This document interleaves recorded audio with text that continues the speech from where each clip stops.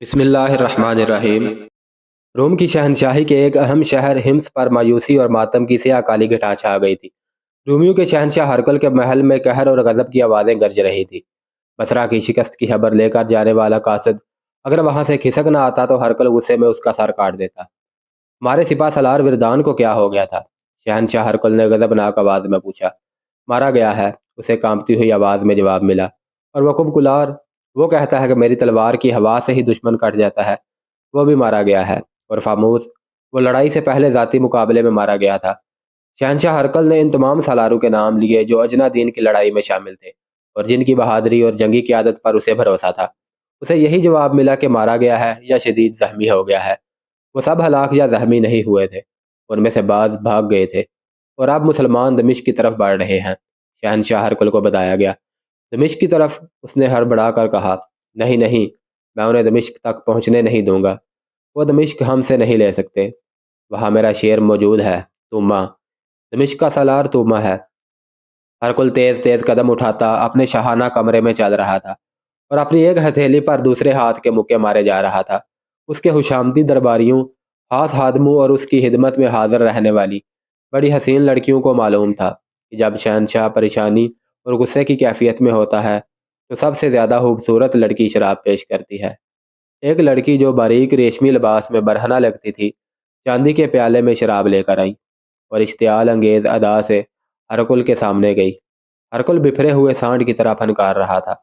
اس نے لڑکی کے ہاتھوں میں تشتری دیکھ کر بڑی زور سے تشتری کے نیچے ہاتھ مارا۔ شراب کا پیالہ لڑکی کے منہ پر لگا۔ تشتری چھت تک جا کر واپس آئی۔ ہرکل نے لڑکی کو دھکا دیا تو وہ دروازے میں جا پڑی۔ شراب شراب شراب، ہرکل نے غصے سے کہا۔ تم نے شراب اور حسین لڑکیوں سے دل بہلانے اور بدمست رہنے والوں کا انجام نہیں دیکھا؟ تم نہیں دیکھ رہے وہ سلطنت روم کو ذلت اور رسوائی میں پھینک رہے ہیں، اور جنہوں نے ہمیں شکست دی ہے انہوں نے اپنے اوپر شراب حرام کر رکھی ہے۔ اس نے حکم دیا، گھوڑا تیار کرو، میں انطاکیہ جا رہا ہوں، اور میں اس وقت وہاں سے واپس آؤں گا جب میں آخری مسلمان کی بھی لاش دیکھ لوں گا۔ بادشاہ جنگ کے لیے جب کوچ کرتے تھے تو اس کے لیے بہت سے انتظامات کیے جاتے تھے۔ محافظ دستہ اور بادشاہ کی من پسند عورتیں ساتھ جاتی تھیں۔ ایسے انتظامات ہر وقت تیار رہتے تھے۔ مغرب کے بار ہرکل تو جیسے اڑ کر انطاکیہ پہنچنے کی کوشش میں تھا۔ اس کے کوچ کے انتظامات کرنے والوں پر قیامت ٹوٹ پڑی اور وہ انتظامات میں مصروف ہو گئے۔ خالد بن ولید رضی اللہ تعالیٰ عنہ اجنا دین میں 7 روز رہے۔ انہوں نے اپنے سالاروں سے کہا کہ دشمن کو کہیں سستانے اور دم لینے کی مہلت نہ دو، اسے اتنی مہلت نہ دو کہ وہ اپنی بکھری ہوئی جمعیت کو اکٹھا کر سکے۔ اس اصول کے تحت دمشق کی طرف ان کا کوچ بہت تیز تھا۔ انہوں نے اپنے جاسوس پہلے بھیج دیے تھے۔ اب خالد بن ولید رضی اللہ تعالیٰ عنہ جاسوسی کا نظام مزید بہتر بنا دیا تھا۔ وہ اس حقیقت کو نظر انداز نہیں کر سکتے تھے کہ کیسر روم کی سلطنت بہت وسیع ہے اور اس کے مطابق اس کی فوج بھی زیادہ ہے اور برتر بھی۔ ایسی فوج پر غلبہ پانے کے لیے اس کے حوالوں قوائف کا قبل از وقت معلوم کرنا ضروری تھا، اور اتنا ہی ضروری ان علاقوں کے حد و حال کا جاننا تھا جہاں جہاں اس فوج کے دستے موجود تھے۔ ان کی نقل و حرکت کے متعلق قبل از وقت معلومات حاصل کرنا بھی سود مند تھا۔ راستے میں بیت المقدس آتا تھا۔ خالد بن ولید رضی اللہ تعالیٰ عنہ نے اس اہم شہر کو نظر انداز کر دیا اور اس سے کچھ فاصلے سے آگے چلے گئے، لیکن ایک مقام کو نظر انداز کرنا مشکل تھا۔ اس بستی کا نام فحل تھا جو ایک مضبوط قلعہ تھا۔ خالد بن ولید اس کے قریب پہنچے تو ایک فقیر نے جو پاگل لگتا تھا خالد بن ولید کا راستہ روک لیا۔ خالد بن ولید نے اسے اپنے پاس بلا لیا۔ کیا خبر لائے ہو؟ خالد بن ولید نے اس سے پوچھا۔ وہ خالد بن ولید کا جاسوس تھا۔ اس بستی کا نام فحل ہے، جاسوس نے کہا۔ آپ دیکھ رہے ہیں یہ قلعہ ہے، اس کے اندر فوج ہے، باہر کچھ بھی نہیں۔ رومیوں سے ہماری جہاں کہیں بھی ٹکر ہوگی اس قلعے سے رومیوں کو کمک اور دیگر مدد ملے گی۔ خالد بن ولید نے اس قلعے کا محاصرہ ضروری نہ سمجھا، وہ اپنی نفری کام نہیں کرنا چاہتے تھے۔ دمشق کی تسخیر کوئی معمولی مہم نہیں تھی، بلکہ اپنی شکست کے امکانات بڑھتے جا رہے تھے۔ خالد بن ولید نے اپنے ایک نائب سالار ابو العور کو بلایا اور اسے حکم دیا کہ وہ ایک سوار دستہ اپنے ساتھ رکھے اور فحل کے قریب کہیں تیاری کی حالت میں موجود رہے۔ یہاں سے فوج باہر نکلے تو تیروں کی بوچھاڑیں مارے اور کسی کو باہر نہ نکلنے دے۔ خالد بن ولید وہاں رکے نہیں۔ ابو العور نے ایک سوار دستہ وہاں روک لیا اور اس قلعہ بند بستی کے جتنے دروازے تھے ان سب کے سامنے سوار متعین کر دیے۔ سواروں کو گھوڑوں سے اترنے کی اور محدود سے فاصلے تک گھومنے پھرنے کی اجازت دے دی گئی۔ خالد بن ولید رضی اللہ تعالیٰ عنہ کی فوج، جس کی تعداد 32,000 سے کم ہو گئی تھی، بظاہر بے ترتیب قافلے کی صورت میں دمشق کی جانب جا رہی تھی، لیکن اس کے ہر دستے کو اپنے فرائض کا علم تھا۔ ان میں ہراول دستہ بھی تھا اور ان میں عقب اور پہلووں کے حفاظتی دستے بھی تھے، اور یہ تمام دستے چوکنے ہو کر چلے جا رہے تھے۔ کسی بھی جگہ اور کسی بھی وقت ان پر حملہ ہو سکتا تھا۔ داؤد عیسائی نے خالد بن ولید رضی اللہ تعالیٰ عنہ کو خبردار کیا تھا کہ وہ تو ابھی روم کی شہنشاہی میں داخل ہوئے ہیں اور اس شہنشاہی کی حدود بہت وسیع ہیں۔ اس وقت تک رومی فوج کے دستے جہاں جہاں تھے، وہاں ہرکل کا یہ حکم پہنچ چکا تھا کہ مسلمانوں کی فوج کو روکا جائے۔ اس حکم کے تحت دمشق کی طرف جانے والے راستوں پر رومیوں نے اپنے جاسوس بھیج دیے تھے۔ دریائے یرموک کے کنارے واقوسہ ایک قصبہ تھا۔ کسی رومی جاسوس نے خالد بن ولید کے لشکر کو آتے دیکھ لیا اور پیچھے جا کر اطلاع دی۔ جب خالد بن ولید واقوسہ کے قریب پہنچے تو رومی فوج کے بہت سے دستے خالد بن ولید کا راستہ روکنے کے لیے تیار کھڑے تھے۔ مورخوں نے لکھا ہے کہ اجنا دین کی لڑائی سے بھاگے ہوئے کئی رومی فوجی واقوسہ پہنچ چکے تھے۔ انہیں بھی ان دستوں میں شامل کر لیا گیا تھا جو مسلمانوں کو روکنے کے لیے جنگی ترتیب میں کھڑے تھے، مگر ان میں لڑنے کا جذبہ سرد تھا، کیونکہ ان پر مسلمانوں کا خوف طاری تھا۔ جن کمانداروں اور سپاہیوں نے ابھی مسلمانوں سے جنگ نہیں لڑی تھی، وہ اجنا دین کے بھگوڑوں سے پوچھتے تھے کہ مسلمان لڑنے میں کیسے ہیں، دیکھ لو۔ انہیں کچھ اس قسم کے جواب ملے۔ 30,000 نے 90,000 کو اس طرح شکست دی ہے کہ سپہ سالار سے چھوٹے سے سالار تک ایک بھی زندہ نہیں۔ انہوں نے ہماری آدھی نفری مار ڈالی ہے، زخمیوں کا کوئی حساب ہی نہیں۔ مت پوچھو دوستو، مت پوچھو، میں تو انہیں انسان سمجھتا ہی نہیں۔ ان کے پاس کوئی جادو ہے یا وہ جنات جیسی کوئی مخلوق ہیں۔ ان کا ایک ایک آدمی 10 آدمیوں کا مقابلہ کرتا ہے، ان کے سامنے کوئی جم کر لڑ ہی نہیں سکتا۔ پوچھتے کیا ہو، وہ آ رہے ہیں، خود دیکھ لینا۔ وہ آئے اور انہوں نے دیکھ یہ لیا کہ مسلمان جو بے ترتیب قافلے کی طرح آ رہے تھے، دیکھتے ہی دیکھتے وہ جنگی ترتیب میں ہو گئے۔ عورتیں اور بچے پیچھے رہ گئے اور ان کا حفاظتی دستہ اپنی جگہ پر چلا گیا۔ خالد بن ولید رضی اللہ تعالیٰ عنہ اپنے محافظوں وغیرہ کے ساتھ آگے ہو گئے اور دونوں فوجیں آمنے سامنے آ گئی۔ پہلے بیان ہو چکا ہے کہ خالد بن ولید رضی اللہ تعالیٰ عنہ کی جنگی چالوں کا اور مجاہدین کو لڑانے کا انداز ایسا تھا کہ دشمن بھوکلا جاتا تھا۔ پھر مسلمانوں کے حملے کی شدت سے دشمن کے سپاہیوں پر خوف طاری ہو جاتا تھا۔ ان میں سے جو سپاہی بھاگ نکلتے تھے، وہ جہاں جاتے اس خوف کو اپنے ساتھ لے جاتے اور فوج میں پھیلاتے تھے۔ یہ ثابت کرنے کے لیے کہ وہ بلا وجہ نہیں بھاگے، وہ اس خوف کو مبالغے سے اور ایسے طریقے سے بیان کرتے کہ سننے والے یہ سمجھ لیتے کہ مسلمانوں میں کوئی مفوق الفطرت قوت ہے۔ اس طرح خالد بن ولید نے دشمن پر ایک نفسیاتی اثر ڈال رکھا تھا جو ہر میدان میں ان کے کام آتا تھا۔ یہ قوت مفوق الفطرت ہی تھی جو عقیدے کی سچائی، ایمان کی پختگی اور جذبے کی شدت سے پیدا ہوئی تھی۔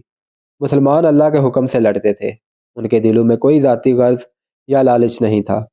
واقوسہ کے میدان میں جب رومی مسلمانوں کے مقابلے میں آئے تو ان کے انداز میں جوش و خروش تھا اور جارحیت بھی شدید نظر آتی تھی، لیکن خالد بن ولید رضی اللہ تعالیٰ عنہ نے جب حملہ کیا تو رومیوں میں لڑنے کا جذبہ اتنا شدید نہ تھا جتنا ہونا چاہیے تھا۔ خالد بن ولید رضی اللہ تعالیٰ عنہ نے سامنے سے حملہ کیا اور دونوں پہلوؤں کے کچھ دستوں کو پھیلا کر اس حکم کے ساتھ آگے بڑھایا کہ دشمنوں کے پہلوؤں کی طرف جا کر حملہ کریں۔ مورخوں کے مطابق رومی سامنے سے حملے کو روکنے کے لیے ایسی صورت اختیار کر بیٹھے کہ اپنے پہلوؤں کو نہ دیکھ سکے۔ ان پر جب دائیں اور بائیں سے بھی حملہ ہوا اور ان کے دائیں بائیں کے دستے مسلمانوں کے دباؤ سے اندر کو سکڑنے اور سمٹنے لگے تو وہ گھبرا گئے اور ان پر وہ خوف طاری ہو گیا جو خالد بن ولید رضی اللہ تعالیٰ عنہ کے نام سے منسوب تھا۔ اس خوف نے رومیوں کے پاؤں اکھاڑ دیے۔ ان رومی دستوں کے لیے حکم یہ تھا کہ وہ مسلمانوں کو زیادہ سے زیادہ دنوں تک روکے رکھیں۔ وجہ یہ تھی کہ دمشق میں جو رومی فوج تھی اس میں دوسری جگہوں سے دستے بھیج کر اضافہ کیا جا رہا تھا۔ ہرقل اس کوشش میں تھا کہ اس کے یہ دستے مسلمانوں سے پہلے دمشق پہنچ جائیں۔ اس کے لیے ضروری تھا کہ واقوسہ میں مسلمانوں کی فوج کو روک لیا جاتا اور ایسی لڑائی لڑی جاتی جو طول پکڑ جاتی۔ ایسی لڑائی کے طور طریقے مختلف ہوتے ہیں۔ خالد بن ولید رضی اللہ تعالیٰ عنہ نے رومیوں کو کچھ سوچنے کی مہلت ہی نہ دی۔ رومی بے شمار لاشیں اور زخمی میدان میں چھوڑ کر بھاگ گئے۔ خالد بن ولید وہاں اتنا ہی رکے کہ اپنے شہیدوں کا جنازہ پڑھ کر دفن کیا، زخمیوں کو ساتھ لیا اور مال غنیمت اکٹھا کیا اور چل پڑے۔ یہ اگست 634 عیسوی کا تیسرا ہفتہ تھا۔ شہنشاہ ہرقل انطاکیہ جا پہنچا اور وہاں اپنا ہیڈ کوارٹر بنا لیا۔ ہمس سے انطاکیہ کو روانہ ہونے سے پہلے اس نے دمشق کی رومی فوج کے سالاروں توما، ہربیس اور ازازیر کو پیغام بھیج دیا تھا کہ وہ فوراً انطاکیہ پہنچے۔ ہرقل کے پہنچتے ہی تینوں سالار انطاکیہ پہنچ گئے۔ کیا تم نے سن لیا ہے کہ تمہارے سالار وردان اور کوئی بکلار بھی مارے جا چکے ہیں؟ شہنشاہ ہرقل نے ان سے پوچھا۔ کیا تم بھی کیسر روم کی عظمت کو ذہن سے اتار دو گے؟ کیا تمہاری نظروں میں بھی صلیب کا تقدس ختم ہو چکا ہے؟ مسلمان ابھی تو ہمارے سامنے ہی نہیں آئے، سالار توما نے کہا۔ ہمیں ابھی نہ آپ نے آزمایا ہے نہ مسلمانوں نے، انہیں آنے دیں، میں آپ کی بیٹی کے آگے شرمسار نہیں ہوں گا۔ توما شہنشاہ ہرقل کا داماد تھا اور وہ دمشق کا سپہ سالار تھا۔ بڑا پکا مذہبی آدمی تھا اور اپنے مذہب عیسائیت کے فروغ اور تحفظ کے لیے سرگرم رہتا تھا۔ توما، ہرقل نے اسے کہا، تم مذہب میں اتنے مگن رہتے ہو کہ دمشق کے دفاع کی طرف پوری توجہ نہیں دے رہے۔ میں تو یہ سمجھتا ہوں کہ مذہب نہ رہا تو دمشق بھی نہیں رہے گا۔ توما نے کہا، کیا آپ نہیں جانتے کہ مسلمانوں کے خلاف جنگ بھی مذہب میں شامل ہے؟ میں یہاں اکیلا تو نہیں، جنگی معاملے سالار ہربیس کے پاس ہے اور سالار ازازیر بھی میرے ساتھ ہے۔ کیا ازازیر فارسیوں کو اور پھر ترکوں کو کئی لڑائیوں میں شکستیں نہیں دے چکا ہے؟ جتنا بھروسہ مجھے ازازیر پر ہے اتنا تم دونوں پر نہیں، ہرقل نے کہا۔ ازازیر تجربہ کار سالار ہے، تم دونوں کو ابھی ثابت کرنا ہے کہ تم ازازیر کے ہم پلہ ہو۔ ازازیر رومیوں کا بڑا ہی قابل اور دلیر سالار تھا۔ اس نے بہت سی لڑائیاں لڑیں اور ہر میدان میں فتح حاصل کی تھی۔ عربی زبان پر اسے اتنا عبور حاصل تھا کہ وہ عربی بولتا تو شک ہوتا تھا کہ عرب کا رہنے والا ہے۔ دمشق کی فوج کا کمانڈر دراصل وہی تھا۔ انطاکیہ میں کلوس نام کا ایک رومی سالار تھا۔ اسے ہرقل نے 5000 نفری کی فوج دے کر دمشق جانے کو کہا۔ شہنشاہ ہرقل، کلوس نے کہا، میں حلفیہ کہتا ہوں کہ میں آپ کے سامنے اس وقت آؤں گا جب میری برچھی کی انی کے ساتھ مدینہ کے سالار خالد بن ولید کا سر ہوگا۔ تم مجھے صرف حلف سے خوش نہیں کر سکتے، ہرقل نے کہا۔ میں صرف ابن ولید کا سر نہیں، تمام مسلمانوں کی لاشیں دیکھنا چاہتا ہوں۔ فوراً دمشق پہنچو، وہاں کمک کی ضرورت ہے۔ سب چلے جاؤ اور دمشق کو بچاؤ۔ تمام سالار فوراً روانہ ہو گئے۔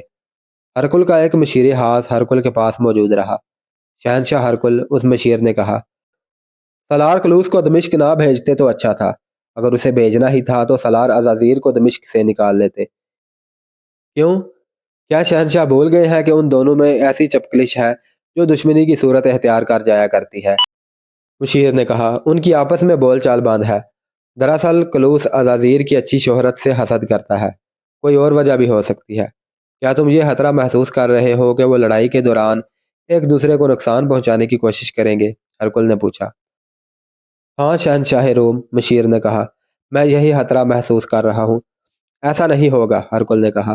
انہیں یہ احساس تو ضرور ہوگا کہ وہ مل کر نہ لڑے تو بڑی بری شکست کھائیں گے، اور وہ مجھے خوش کرنے اور ایک دوسرے کو میری نظروں میں گرانے کے لیے جوش و خروش سے لڑیں گے۔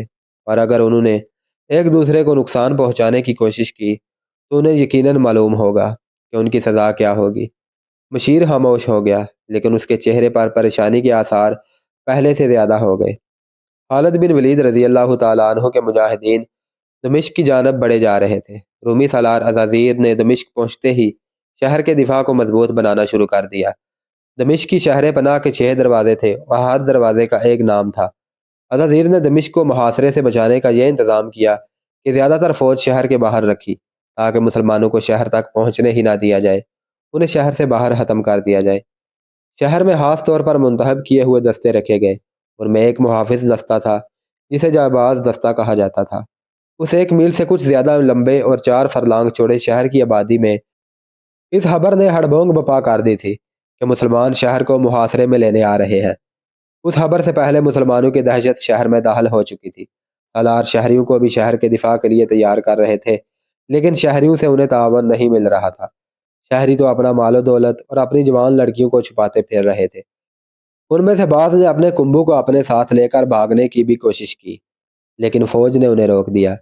مجاہدین کا لشکر دمشق سے زیادہ دور نہیں رہ گیا تھا۔ جاسوس جو آگے گئے ہوئے تھے وہ باری باری پیچھے آتے، رپورٹ دیتے اور پھر آگے چلے جاتے تھے۔ اب مجاہدین کی جذباتی کیفیت ایسی تھی جیسے ان کا کوئی گھر نہ ہو، کوئی وطن نہ ہو، بیوی نہ ہو، بچہ نہ ہو، بس اللہ ہی اللہ ہو جس کے نام کا وہ ورد کرتے جاتے، یا چند مجاہدین مل کر کوئی جنگی ترانہ گاتے تھے۔ انہوں نے اپنا رشتہ اللہ کے ساتھ اور رسول اللہ صلی اللہ علیہ وسلم کی روح مقدس کے ساتھ جوڑ لیا تھا۔ انہوں نے اپنی جانیں اللہ کی قربان گاہ پر رکھ دی تھیں۔ رومیوں کے لیے وہ جسم تھے، لیکن اپنے لیے وہ روحیں تھیں، اور اپنے جسموں اور تکالیف اور ضروریات سے وہ بے نیاز ہو گئے تھے۔ انہیں تو جیسے یہ احساس بھی نہیں رہا تھا کہ ان کی تعداد بہت کم ہے اور دشمن کی تعداد کئی گنا ہے۔ ان کے سپہ سالار خالد بن ولید کی جذباتی کیفیت بھی ایسی ہی تھی، لیکن تاریخ کے اس عظیم جرنیل کی نگاہ حقائق پر تھی۔ وہ سوچتے رہتے تھے کہ اتنی کم نفری کو اتنی زیادہ نفری کے خلاف کس طرح استعمال کیا جائے کہ مطلوبہ نتائج حاصل ہوں۔ انہوں نے رومیوں کو دیکھ لیا اور تسلیم کر لیا تھا کہ یہ ایک عمدہ فوج ہے۔ انہوں نے یہ بھی پیش نظر رکھا تھا کہ رومی اپنے ملک میں ہے اور جو سہولتیں انہیں حاصل ہیں وہ ہمیں نہیں مل سکتی۔ شکست کی صورت میں مسلمانوں کے لیے وہاں کوئی پناہ نہیں تھی، اس صورت میں انہیں قید یا قتل ہونا تھا۔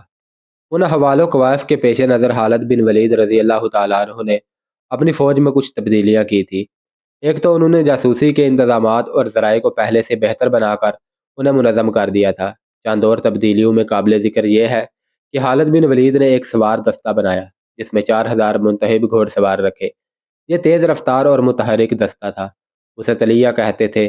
متحرک سے مراد یہ ہے کہ اس کے رسالے نے جم کر نہیں بلکہ بھاگتے دوڑتے اور ادھر ادھر ہو جاتے اور دشمن کو گھما پھرا کر لڑاتے ہوئے جنگ میں شریک رہنا تھا۔ خالد بن ولید نے اس دستے کی کمان اپنے ہاتھ میں رکھی۔ دمشق کی جانب کوچ کے دوران یہ سوار دستہ مسلمانوں کے لشکر کے ہراول میں تھا۔ کوچ کا چوتھا دن تھا۔ ہراول کا یہ سوار دستہ ایک بستی مراج السفر کے قریب پہنچا تو آگے گئے ہوئے دو جاسوس آئے۔ خالد بن ولید اس دستے کے ساتھ تھے۔ جاسوسوں نے انہیں بتایا کہ تھوڑی دور آگے رومی فوج تیاری کی حالت میں پڑاؤ کیے ہوئے ہے۔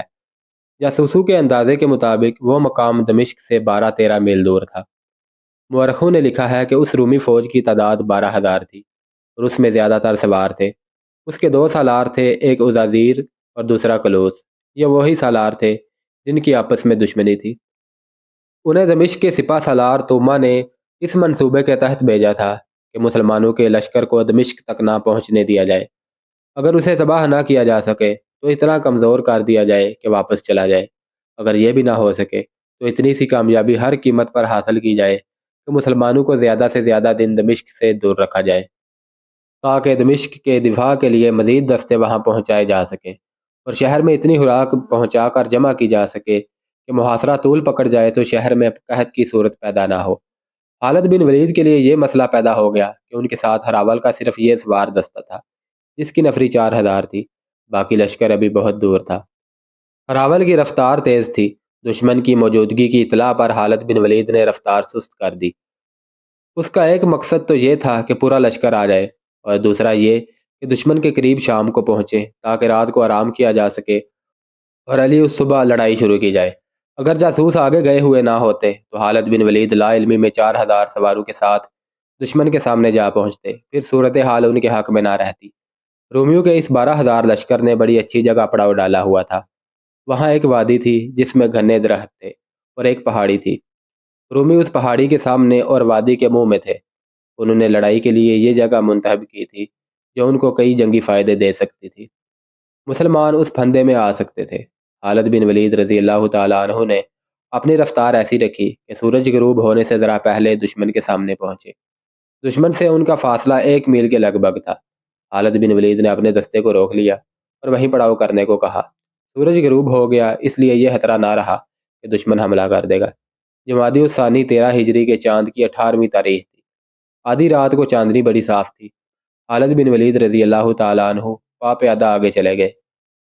رومیوں کے سوار گشتی سنتری گشت پر تھے۔ خالد بن ولید رضی اللہ تعالیٰ عنہ ان سے بچتے بچتے پہاڑی تک گئے۔ وہ زمین کے حد و حال کا جائزہ لے رہے تھے۔ رات گزرتے ہی انہیں یہاں لڑنا تھا۔ وہ دیکھ رہے تھے کہ ان کے سوار دستے کے لیے بھاگنے دوڑنے کی جگہ ہے یا نہیں۔ خالد بن ولید کے لیے پریشانی یہ تھی کہ ان کا لشکر بہت دور تھا۔ انہوں نے پیغام تو بھیج دیا تھا کہ رفتار تیز کر دیں، پھر بھی لشکر جلدی نہیں پہنچ سکتا تھا۔ اس کی رفتار تو پہلے ہی تیز تھی، مسلمانوں کا کوچ ہوتا ہی تیز تھا۔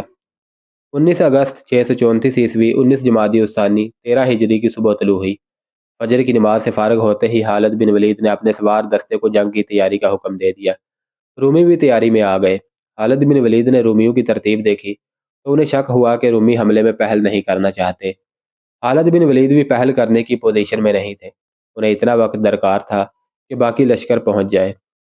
خالد بن ولید رضی اللہ تعالیٰ عنہ نے رومیوں کا ارادہ معلوم کرنے کے لیے اپنے سوار دستے کے ایک حصے کو حملہ کر کے پیچھے یا دائیں بائیں نکل جانے کا حکم دیا۔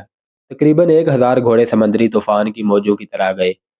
رومیوں نے حملہ روکنے کی بجائے یہ حرکت کی کہ پیچھے ہٹنے لگے۔